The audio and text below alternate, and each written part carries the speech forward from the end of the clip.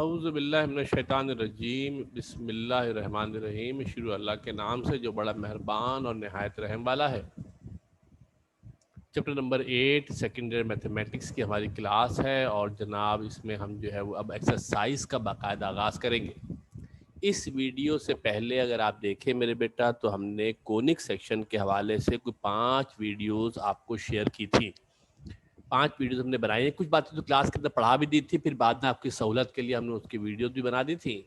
अब बेहतर ये कि अगर आपको ये 5 वीडियोस आप देख लेंगे और उसके बाद एक्सरसाइज करने की कोशिश करेंगे तो मामला ज़रा आसान रहेगा, वरना ज़रा मामला ख़राब हो जाएगा। इसलिए कि सब बातें इंटरलिंक है, हर चीज़ का रेफरेंस दरमियान में आएगा और जब रेफरेंस आएगा तो फिर मामला आगे बढ़ेगा।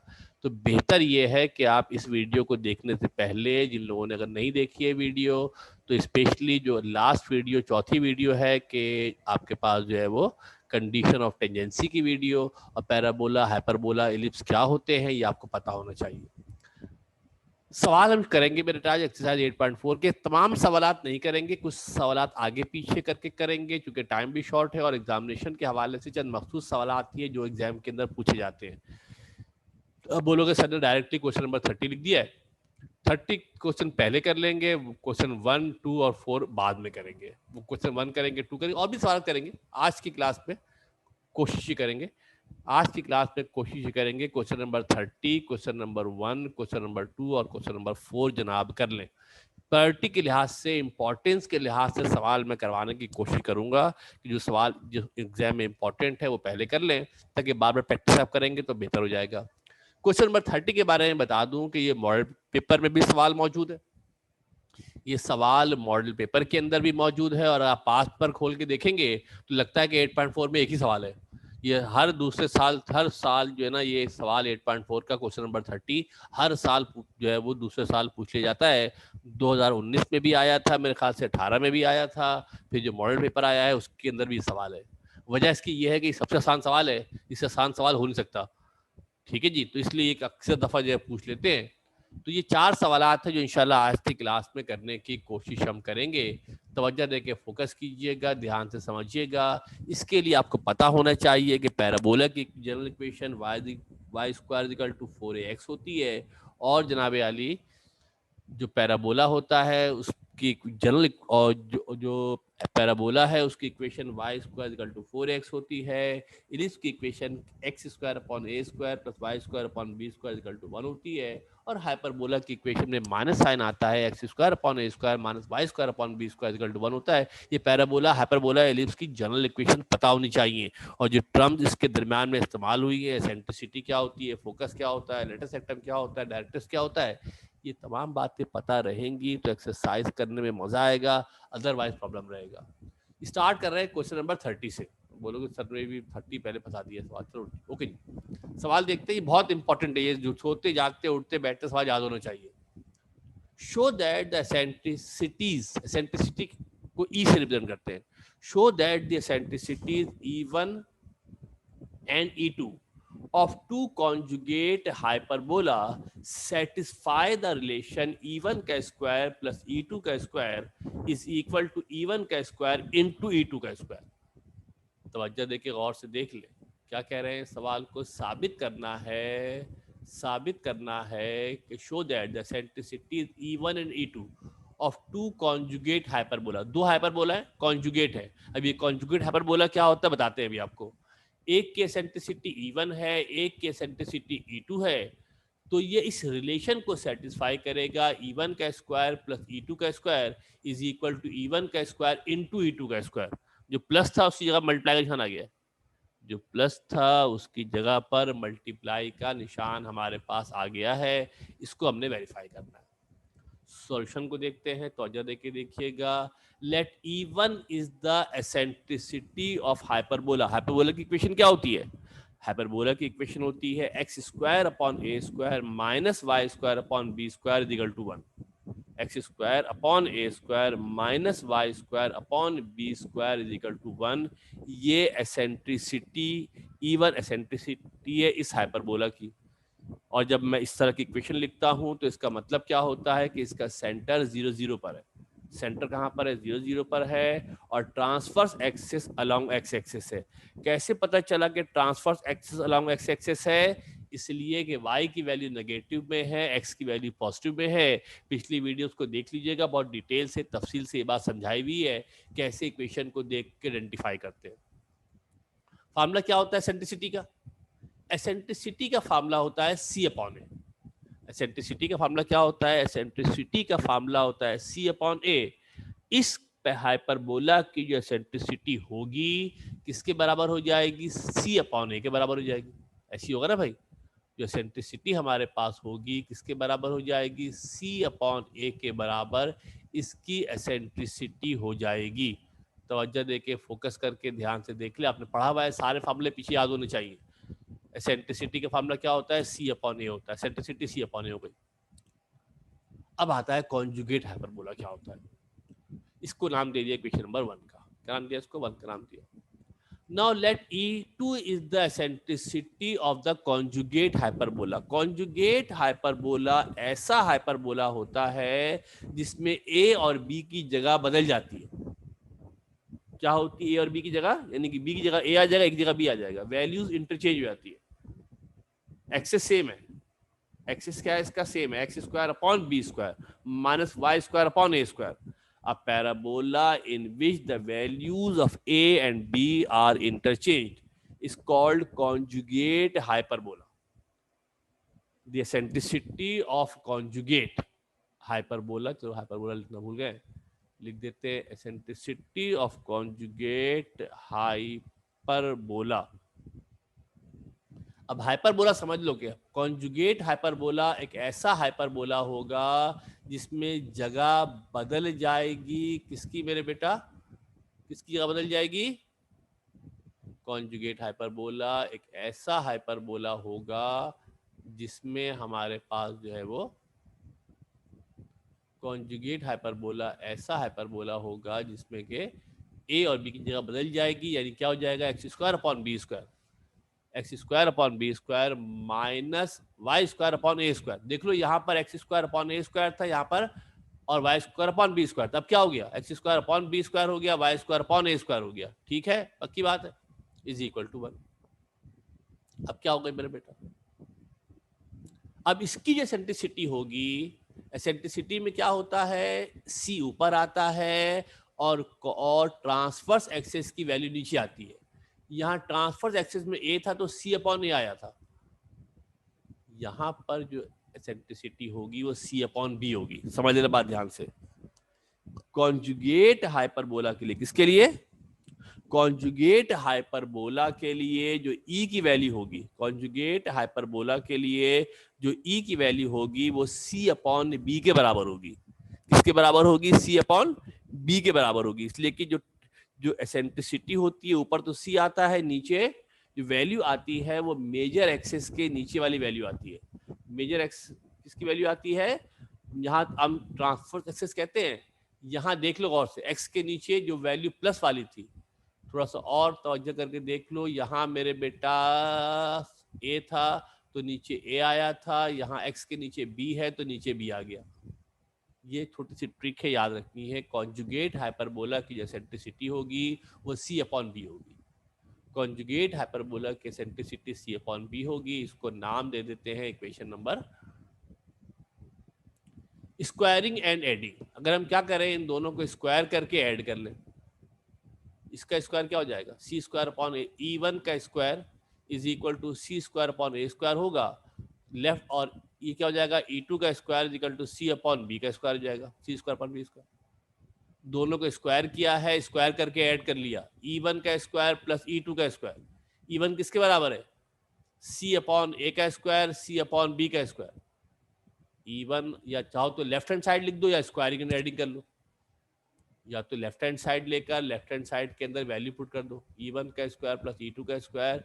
ई वन किसके बराबर है? सी अपॉन ए के बराबर है, ई टू सी अपॉन बी के बराबर है, सी स्क्वायर अपॉन ए square, C square upon B square. इसका एलसीएम निकालते हैं। इसका एलसीएम निकाला जाए तो एलसीएम क्या आएगा? ए स्क्वायर बी स्क्वायर एलसीएम आएगा। जब एलसीएम निकालेंगे तो ए स्क्वायर बी स्क्वायर मेरे बेटा एलसीएम आएगा, आपको अंदाजा है कि बी स्क्वायर वहाँ चला जाएगा, ए स्क्वायर यहाँ आ जाएगा, तो क्या हो गया सी square B square plus C square a square, C square B square plus C square a square हो जाएगा। कुछ कॉमन निकल रहा है, कुछ कॉमन निकल रहा है, क्या कॉमन निकल रहा है, सी स्क्वायर यहाँ भी है, सी स्क्वायर यहाँ पर भी है, सी स्क्वायर कॉमन निकाल लेते हैं। सी स्क्वायर मेरे बेटा अगर हम कॉमन निकाल ले तो क्या हो जाएगा, सी स्क्वायर कॉमन आ गया, B square plus A square हो गया upon A square B square, C square B square plus A square upon A square plus A square B square. मगर बेटा जो B square plus A square होता है, जो B square plus A square होता है वो तो सी स्क्वायर के बराबर होता है, पता है ना भाई। कंडीशन होती है हाइपरबोला की, जो बेसिक कंडीशन होती है कि सी स्क्वायर बराबर होता है ए स्क्वायर प्लस बी स्क्वायर के। सी स्क्वायर किसके बराबर होता है, ए स्क्वायर प्लस बी स्क्वायर के बराबर होता है, यानी जो B square plus A square था, सुनना गौर से, तवज्जो देके ध्यान से, जो B square plus A square था ये B square plus A square हट जाएगा, इसकी जगह पर क्या आ जाएगा, इसकी जगह पर आ जाएगा सी स्क्वायर। तो इक्वेशन क्या बन गई मेरे बेटा, इवन का स्क्वायर प्लस ई टू का स्क्वायर सी स्क्वायर आ गया, और जो बी स्क्वायर प्लस सी स्क्वायर था इस बी स्क्वायर प्लस सी स्क्वायर की जगह पर क्या आ गया, B square plus A square की जगह पर सी स्क्वायर आ गया। तवज्जो देके ध्यान से देखना, इसकी जगह पर मैंने ये लिखा है, समझ लो बात ध्यान से, किसकी जगह पर लिखा है बेटा, A B square plus A square, इसकी जगह पर सी स्क्वायर आ गया, क्योंकि B square plus A square C square के बराबर होता है। अगर हम यहां से थोड़ा सा इसको अलग अलग कर ले, सी स्क्वायर अपॉन ए स्क्वायर एक तरफ कर ले और सी स्क्वायर अपॉन बी स्क्वायर एक तरफ कर लेते हैं। सुनना गौर से ध्यान से, इसको हमने ब्रेक कर लिया, सी स्क्वायर अपॉन ए स्क्वायर एक तरफ कर लिया, सी स्क्वायर अपॉन बी स्क्वायर एक तरफ कर लिया। मगर जो सी स्क्वायर अपॉन ए स्क्वायर है, सी स्क्वायर अपॉन ए स्क्वायर किसके बराबर होगा, इवन का स्क्वायर होगा नहीं होगा, सी अपॉन ए तो इवन होता है, सी अपॉन ए तो इवन के मेरे बेटा बराबर होता है, इसकी जगह पर क्या आ जाएगा, इवन का स्क्वायर आ जाएगा, सी स्क्वायर अपॉन ए स्क्वायर की जगह पर सी स्क्वायर सी अपॉन ए का होल स्क्वायर, और ये सी अपॉन बी का होल स्क्वायर हो जाएगा, सी अपॉन दोनों पे स्क्वायर ना बेटा, तो होल स्क्वायर हो जाएगा। सी अपॉन ए किसके बराबर होगा, सी अपॉन ए बराबर होगा इवन के, किसके बराबर है सी अपॉन ए, जो सी अपॉन ए है मेरे बेटा, जो सी अपॉन ए है वो सी अपॉन ए हमारे पास बराबर हो गया किसके, सी अपॉन ए की जगह पर इवन आ गया, सी अपॉन ए की जगह पर ई टू आ गया, क्योंकि हम जानते हैं कि सी अपॉन ए जो है वो इवन के बराबर है, सी अपॉन बी जो ई टू के बराबर है। हो गया प्रूफ, यही प्रूफ करना था, इवन का स्क्वायर प्लस ई टू का square is equal to e one का square plus into e two का स्क्वायर।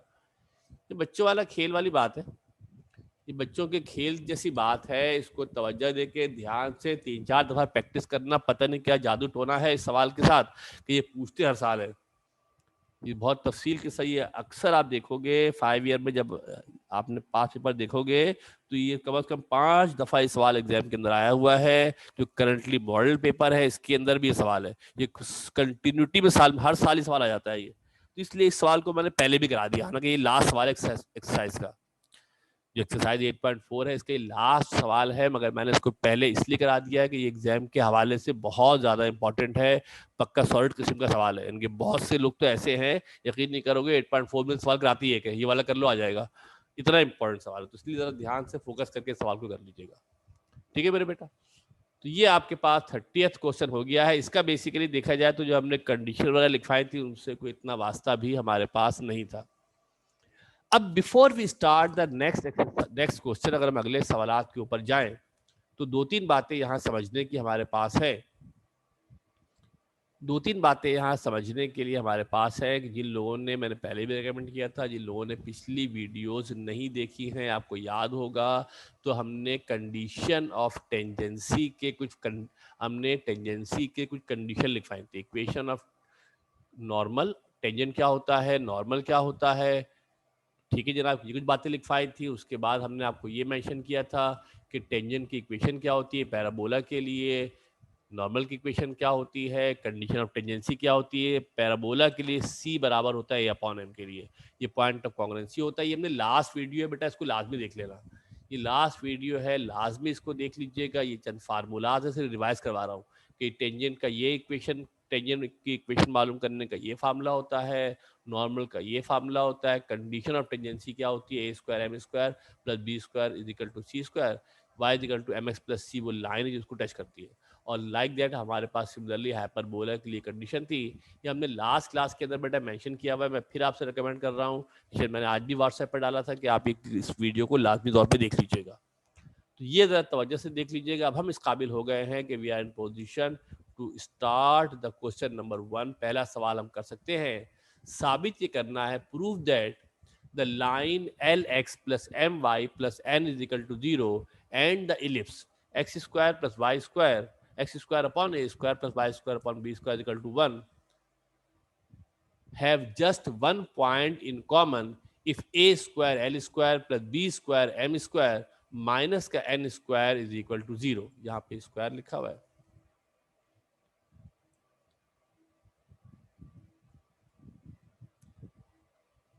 जब एक पॉइंट कॉमन होता है तो उसको टेंजेंट कहते हैं। जब एक पॉइंट कॉमन होता है इसका मतलब होता है कि लाइन टच कर रही है, टच कर रही है तो वो टेंजेंट कहलाती है। टच कर रही है तो क्या कहते हैं बेटा, उसको टेंजेंट कहा जाता है। साबित करना है कि l x plus M Y plus का एन इजिकल टू 0 और जो एलिप्स है just one point in common है इफ, अगर ये कंडीशन प्रूव हो जाए कि a square l square plus B square M square minus का एन स्क्वायर इक्वल टू 0। दूसरे अल्फाज में हम इस तरह भी कह सकते हैं कि अगर line L x plus M Y plus M tangent हो इस सर्किल के तो ये कंडीशन बनेगी, तो ये इक्वेशन बननी चाहिए। थोड़े अजीब अजीब से सवालात होंगे, सिंबल वाइज सवालात होंगे, आप न्यूमेरिकल सवाल नहीं होंगे, इसलिए ज़रा फोकस करके तवज्जो करके समझने की कोशिश करना। सॉल्यूशन देखते हैं। गिवन हमारे पास है एलिप्स की इक्वेशन क्या है, X square upon A square plus Y square upon B square equal to 1। ये हमारे पास एलिप्स की इक्वेशन है, ये हमारे पास एलिप्स की इक्वेशन गिवन है। Given that equation of ellipse is X square upon A square plus Y square upon B square equal to 1 है। और मेरे बेटा जो लाइन इसको टच कर रही है, अगर डायग्राम यहाँ बनी भी नहीं है, मैं थोड़ी सी आपकी सहूलत के लिए डायग्राम चाहो तो बना भी देता हूँ। ये फर्स्ट करो एलिप्स है, इसकी इक्वेशन गिवन है क्या, X square upon A square plus Y square upon B square equal to 1।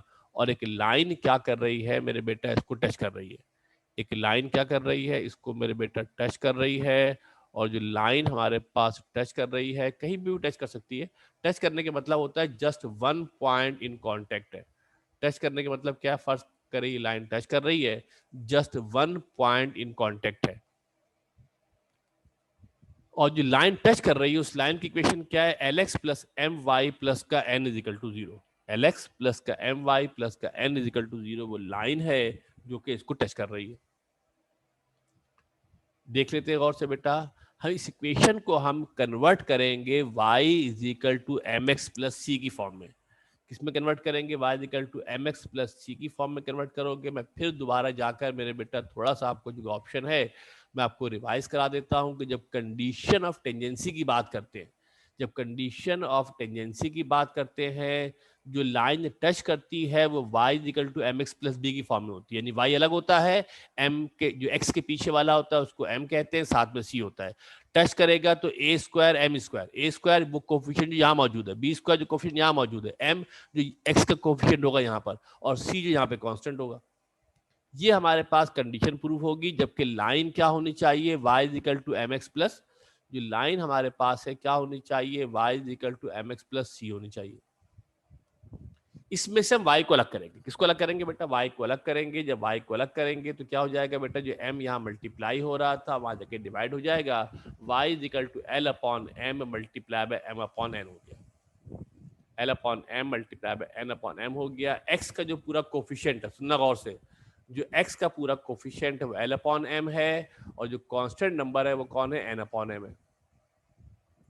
इसको अगर हम जनरल इक्वेशन से कंपेयर करें, y equal to M x plus c से, अब दोनों m हो गए, कंफ्यूज नहीं होना, ये जनरल इक्वेशन का m है, ये जनरल इक्वेशन का m है, ये सवाल का m है, ये दोनों अलग अलग m है, ख्याल रखना दोनों m अलग अलग m है। ये अगर इसको कंपेयर किया जाए बेटा, y तो y है, सुनना गौर से, जब मेरे बेटा इसको कंपेयर करेंगे शहजादे, y तो y है, x तो x है। जो x के पीछे वाला होता है उसको m कहते हैं। x के पीछे वाले का नाम क्या होता है? m होता है। जो साथ लिखा होता है उसको n कहते हैं।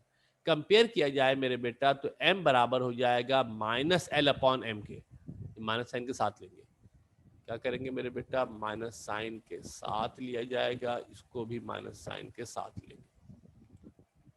जो x के पीछे वाला m था वो m upon L upon M के बराबर हो गया। इसको अगर आप, और c किसके बराबर हो गया? माइनस का n अपॉन एम के बराबर हो गया। अगर आप चाहो मेरे बेटा समझ लो, अगर आप चाहो तो फर्क करने के लिए इस जर्नल इक्वेशन में, किसके अंदर मेरे बेटा? जो जनरल इक्वेशन है इस पे चाहे तो आप डैश लगा दें। क्या लगा दें मेरे बेटे? जनरल इक्वेशन के ऊपर आप, जनरल इक्वेशन के ऊपर आप एक डैश जनाब लगा दें, ताकि आपको समझ में आ जाए कि ये इक्वेशन वाला है, ये कंडीशन वाला है और ये m सवाल के वेरिएबल है। ये m की वैल्यू आ गई, n की वैल्यू आ गई, ये m की वैल्यू आ गई, ये c की वैल्यू आ गई। हम जानते हैं मेरे बेटा जो कंडीशन होती है टेंजेंसी की, according to the condition that line y is equal to mx plus c to be tangent to the ellipse as in equation 1, condition क्या होती है? c square is equal to a square m square plus b square. यहाँ basically m dash है। क्या बेटा? यहाँ पर जो हमारा इक्वेशन का m है ये m dash. c square is equal to a square m dash का स्क्वायर प्लस का b स्क्वायर। c आपके पास यहाँ से आया है, c हमारे पास मेरे बेटा यहाँ से आया है। अगर हम इसमें m की वैल्यू और c की वैल्यू पुट कर दें, किसकी वैल्यू पुट कर दें? c किसके बराबर है? n अपॉन एम के बराबर है। m डैश किसके बराबर है? माइनस एल अपॉन एम के बराबर है। किसके बराबर है? ये m डैश है जनरल इक्वेशन का। पुटिंग वैल्यू, अगर हम वैल्यू पुट करते हैं c की जगह पर आ जाएगा माइनस एन अपॉन एम। जो c है उसकी जगह पर माइनस एन अपॉन एम आ जाएगा। c का स्क्वायर है, n अपॉन एम का स्क्वायर हो गया, प्लस a स्क्वायर ऐसी रहेगा। m डैश का स्क्वायर है, m डैश किसके बराबर है? माइनस एल अपॉन एम के बराबर है। किसके बराबर है? माइनस एल अपॉन एम के बराबर है। एल अपॉन एम का स्क्वायर हो गया, प्लस का एम स्क्वायर हो गया। स्क्वायर को खोलेंगे तो क्या हो जाएगा बेटा? माइनस साइन खत्म हो जाएगी, n square upon M square, a square ऐसी मौजूद था, एल का स्क्वायर एल स्क्वायर हो जाएगा upon M square plus B. इसका अगर हम क्या करें, एम स्क्वायर एलसीएम निकाल लें। क्या करें बेटा? इसका एम स्क्वायर एलसीएम निकाल ले। जब एम स्क्वायर एलसीएम निकलेगा तो एक एम स्क्वायर ऊपर चला जाएगा। जब एम स्क्वायर एलसीएम निकाला जाएगा तो ये वाला एम कहाँ चला जाएगा मेरे बेटा? आपका ये वाला एम आपका ऊपर चला जाएगा। जब एलसीएम निकाला जाएगा तो मेरे बेटे जो एन आपके पास है एलसीएम में एम ऊपर आ जाएगा। एक जब एलसीएम निकालेंगे दो एम हो गए। ये दोनों एम हमारे पास क्या होंगे मेरे बेटा? कैंसिल आउट हो जाएंगे। इधर वाले एम से इधर वाले एम को आप कैंसिल कर देते हैं। क्या बच गया भाई? बच ये गया हमारे पास एन स्क्वायर, यहाँ बच गया, ए स्क्वायर एल स्क्वायर हो गया plus B square M square हो गया। और यही कंडीशन थी जो आपको सवाल में गिवन थी। सबको वहाँ से यहाँ ले आएंगे तो यहाँ के प्लस माइनस के हो जाएंगे। इस एन को बेसिकली वहाँ ले जाए, माइनस का एन स्क्वायर था, क्या होगा वहाँ जाकर? ये प्लस का एन स्क्वायर था, वहाँ जाकर माइनस का एन स्क्वायर जाएगा। A square l square plus B square M square minus का n square equal to 0, which is the given condition जो आपने प्रूफ करनी थी, क्वेश्चन लानी थी। मैं फिर आपसे कह रहा हूँ मेरे बेटा कि 8.4 exercise is a tricky one. Tricky one इसलिए है मेरे बेटा कि आपके जहन में सवाल ये होता है कि अमूमी तौर पे न्यूमेरिक वैल्यूज होती हैं, पुट कर देते हैं, आंसर निकाल लेते हैं। यहाँ सारा काम चलेगा सिंबल्स के ऊपर। यहाँ जो सारा काम चलेगा मेरे बेटा सिंबल्स के ऊपर सारा काम चलेगा और इक्वेशन इसी तरीके से बनेंगी। और ये सिर्फ लिख लिख के प्रैक्टिस आपने करनी है। ये सवाल एग्जाम के अंदर पूछा जाता है, इसको बहुत तवज्जो से ध्यान से करने की कोशिश कीजिएगा। ये लिख लिख के याद होगा, ऐसे आएगा भी नहीं आपको। यही वजह है कि हालांकि 30 सवालात हैं, मगर मेरे ख्याल में मैं को 12-13 सवाल कराऊंगा, ज़्यादा सवाल मैं कराऊंगा भी नहीं आपको, वरना सब एक दूसरे के अंदर गड़बड़ हो जाएंगे। सवाल 3-4 ही इंपॉर्टेंट है जो एग्जाम के अंदर पूछे जाने हैं, वो आपको मेंशन भी कर दूंगा, थोड़ा सा कॉन्सेप्ट भी आपका क्लियर हो जाएगा। Now then this was question number 1, ये आपका क्वेश्चन नंबर 1 था। And now we will move to the question number 2। Now will move to the question number 2। अब हम क्वेश्चन नंबर 2 की जनाब बात करते हैं। और क्वेश्चन नंबर 2 में हमने करना क्या है मेरे बेटा कि find the equation and tangent at the ends of the latus rectum of parabola. एक पैराबोला है, उसकी इक्वेशन गिवन है, यहाँ लिखना भूल गया मैं, y square equal to 4ax। इसके लेटस रेक्टम के एंड पॉइंट पर, इसकी लेटस रेक्टम के एंड पॉइंट पर अगर टेंजेंट बनाए जाएं, टेंजेंट क्या हो, जो टच करेगा, तो उसकी इक्वेशन मालूम करनी है। एक पैराबोला हमारे पास है और end point of latus rectum मालूम करना है। End point of latus rectum जो होते हैं इस पैराबोला के, वो a, 2a और a, -2a होते हैं। a, 2a और a, -2a हमारे पास होते हैं। थोड़ा सा आपको लेटस रेक्टम बता भी देते हैं, लेटस रेक्टम क्या होता है। अगर थोड़ा सा आपको मेरे बेटा पैराबोला याद हो, सारा मसला देखो बाकी बेटा यहीं फंसेगा कि अगर आपको पैराबोला वगैरह याद नहीं है तो मामला ज़रा सा ख़राब हो जाएगा। ये देखो बेटा, ये आपका एक्सिस है, ठीक है, और ये हम बनाने जा रहे हैं इसके अंदर पैराबोला। आपको पता है कि जो पैराबोला होता है वो इस तरीके से पैराबोला आपका, जो पैराबोला आपका होता है वो सम वॉट इस तरीके से पैराबोला आपका बनेगा, ऐसी होगा मेरे बेटा। और जो लाइन इसके परपेंडिकुलर ड्रॉ की जाती है, इस लाइन का नाम होता है लेटस रेक्टम। क्या नाम होता है लाइन का नाम? जो लाइन इसके परपेंडिकुलर हम ड्रॉ करते हैं इसका नाम होता है लेटस रेक्टम, इसको कहा जाता है। और ये पास करता है फोकस से। कहाँ से पास करता है बेटा? ये फोकस से मेरे बेटा पास करता है। लेटस रेक्टम की जो पूरी लेंथ होती है वो 4a होती है, आपको याद होगा। लेंथ ऑफ लेटस रेक्टम, जो पूरा लेटस रेक्टम होता है, इस पूरे लेटस रेक्टम की जो लेंथ होती है मेरे बेटा, ये पूरे लेटस रेक्टम की लेंथ 4a के बराबर होती है। किसके बराबर होती है? 4a के बराबर होती है। पूरा 4a होता है। जब मेरे बेटा पूरा 4a होगा तो 2a ऊपर होगा, 2a नीचे होगा। 2a ऊपर होगा, 2a नीचे होगा, लिहाजा ये जो कोऑर्डिनेट्स आपके पास बनेंगे, होता फोकस के सामने, होता फोकस के कोऑर्डिनेट ए होता है। फोकस का जो कोऑर्डिनेट होता है वो a0 होता है, आपको याद होना चाहिए, ए होता है। ऊपर हमारे पास 2a आ जाएगा, और जब नीचे जाऊंगा मेरे बेटा, तो चूंकि फोकस की सीध में, फोकस के कोऑर्डिनेट क्या होते हैं यहाँ मैं लिख देता हूँ। जो फोकस हमारे पास होता है, इस फोकस के जो कोऑर्डिनेट हमारे पास होते हैं, फोकस के कोऑर्डिनेट a, 0 होते हैं। तो ये तो आपका एक्स कोऑर्डिनेट सेम ही रहेगा। एक्स कोऑर्डिनेट तो आपका मेरे बेटा सेम ही रहेगा। ऊपर 2a होगा, नीचे क्या होगा मेरे बेटा? -2a होगा। लिहाजा जो कोऑर्डिनेट्स होंगे लेटेस्ट सेक्टम के एंड पॉइंट के, वो a, 2a ऊपर होगा, a, 2a नीचे होगा। अब हमने करना ये है मेरे बेटा कि हमने इस पर ड्रॉ किए हैं टेंजेंट। क्या ड्रॉ किया हमने इसके ऊपर? इस पर हमने मेरे बेटा टेंजेंट ड्रॉ किए हैं। इस पर हमने जनाब टेंजेंट ड्रॉ किए हैं। इन टेंजेंट्स की इक्वेशन को हमने मालूम करना है। यहाँ पर हमने क्या किया है? टेंजेंट ड्रॉ किया है। यहाँ पे भी कर सकते थे, और टेंजेंट कहाँ कर सकते थे मेरे बेटा? यहाँ पर भी कर सकते थे। जो टच कर रहा है पैराबोला को, इन दोनों टेंजेंट की इक्वेशन को हमने फाइंड आउट करना है, मालूम करना है। पहला पॉइंट ले लेते हैं a, 2a, ऊपर वाला। आपको याद होगा कि पैराबोला के टेंजेंट की इक्वेशन का फार्मूला होता है y1 = 2ax + x1। फिर मैंने आपसे मेंशन किया मेरे बेटा कि जो हमने लास्ट आपसे क्लास ली थी, उस लास्ट क्लास के हवाले से आपको बात याद होनी चाहिए। टेंजेंट की इक्वेशन होती है y1 = 2ax + x1। ये आपकी इक्वेशन होती है किसकी?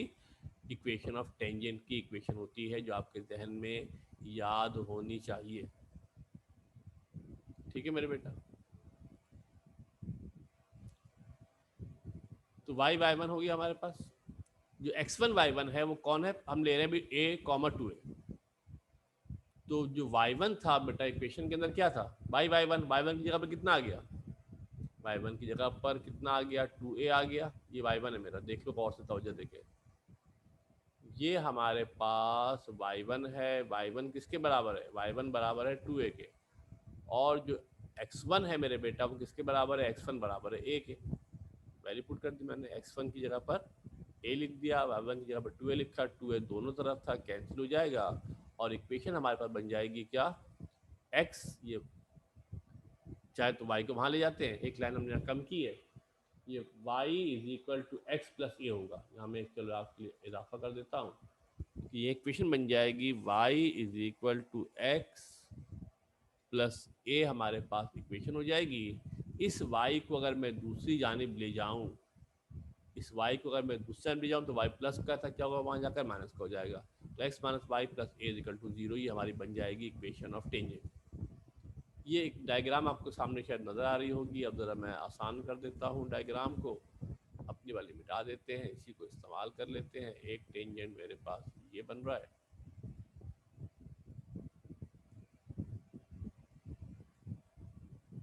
एक टेंजेंट ये यहाँ पे टच कर रहा है, ये ठीक है मेरे बेटे, ये आपके पास कोऑर्डिनेट्स हैं, और दूसरा टेंजेंट आपके पास यहाँ पे बन रहा है। तो हमने पहली वाली की इक्वेशन निकाल ली। जब दूसरी वाले की इक्वेशन निकालने जाएंगे तो क्या होगा मेरे बेटा, जब दूसरे वाले की इक्वेशन निकालेंगे मेरे बेटा, तो दूसरा जो कोऑर्डिनेट नीचे है उसके कोऑर्डिनेट क्या है, उसके कोऑर्डिनेट है a और -2 a comma minus a comma -2a हमारे पास जनाब उसकी जो है वो कोऑर्डिनेट्स हैं। इसी फार्मूले के अंदर वैल्यू पुट कर देनी है हमने, जहाँ आपके पास x1 y1 अब a कॉमा -2 है, वैल्यू पुट करेंगे तो y1 की जगह पर क्या आ जाएगा, ये इक्वेशन है मेरे बेटा, ये इक्वेशन है y1 की जगह पर कितना आ गया, -2a आ गया। जो y1 था y1 की जगह पर हमारे पास -2a आ गया, y1 की जगह पर ये y1 था, y1 -2 हो गया। जो x1 था वो किसके बराबर है, x1 हमारे पास a के बराबर हो गया। कैंसिल कर देते हैं मेरे बेटा, तो आपके पास इक्वेशन जो बन जाती है, इक्वेशन बन जाती है क्या मेरे बेटा, माइनस का y is equal to X plus A, Y को वहाँ ले जाएंगे तो क्या हो जाएगा, एक्स प्लस हो जाएगा। तो जो दो इक्वेशन हमारे पास आ गई, पहली इक्वेशन क्या आ गई मेरे बेटा, पहले वाले लेटर सेक्टम, कौन से लेटर सेक्टम पर, a कॉमा 2a पर, और दूसरा कौन सा, a कॉमा -2a पर। ईमानदारी की बात यह है मेरे बेटा कि जो कोऑर्डिनेट्स आपको लिखवाए गए थे क्लास के अंदर भी लिखवाए गए थे, जब तक वो कोऑर्डिनेट्स, पैराबोला की इक्वेशंस, कंडीशंस याद नहीं होंगी 8.4 पे तवाज़ ना कीजिएगा। 8.4 अगर आप एक्सरसाइज करने जा रहे हैं तो ये लाजिम है, 8.4 एक्सरसाइज अगर आप करने जा रहे हैं तो ये लाजिम है मेरे बेटा, ये ज़रूरी है कि जितने फार्मूले पीछे आपको बताए गए हैं वो पता होंगे, तो हमने उस सवाल में उनको अप्लाई करना है। पता ही नहीं होंगे तो फिर सवाल में अप्लाई कैसे करेंगे भाई। तो ये ज़रा ख्याल रखिएगा, इस एक्सरसाइज को सॉल्व करते हुए जो पीछे की वीडियोस है, लोगों की जान जाती भी इसलिए, ईमानदारी की बात ये है, लोगों की जान जाती भी इसलिए। फिर एक और मसला भी है कि चूंकि 8 पॉइंट हमने 1 2 3 की होती तो फार्मूला आपको याद भी होते हैं, वो फार्मूला चूंकि हमने एक्सरसाइज रिड्यूस कोर्स के अंदर है वो आपको याद भी नहीं है, तो इसलिए आपको थोड़ा सा और ज़्यादा प्रॉब्लम हो सकता है।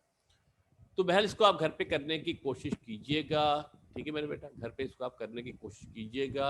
2 ही सवाल, 3 सवाल हमारे एक और कराने का इरादा था, मगर टाइम की इजाज़त दे नहीं रही है, घड़ी हमें इजाज़त दे नहीं रही है। जूम की क्लास हमारी जनाब किसी भी वक्त जो एंड हो जाएगी, तो ये मैसेज भी दे रहा है कि जनाब class is about to end, कि आपके पास जो टाइम खत्म हो रहा है। सवाल छेड़ूंगा तो फिर बीच में सवाल हमारा रह जाएगा। तो इंशाल्लाह फिर नेक्स्ट क्लास पे हम आते हैं, जो कल भी इंशाल्लाह क्लास आपकी होगी, देखते हैं हो सकता है कल भी ऑनलाइन हो। तो जो रिमेनिंग सवाल थे, हमने जो चौथा सवाल भी कराने का मूड था, चौथा हम कर नहीं रहे, सवाल बड़ा है ना, वो होगा नहीं, इतने कम टाइम में होगा भी नहीं है। कल इंशाल्लाह हम 4 सवाल करने की कोशिश करेंगे।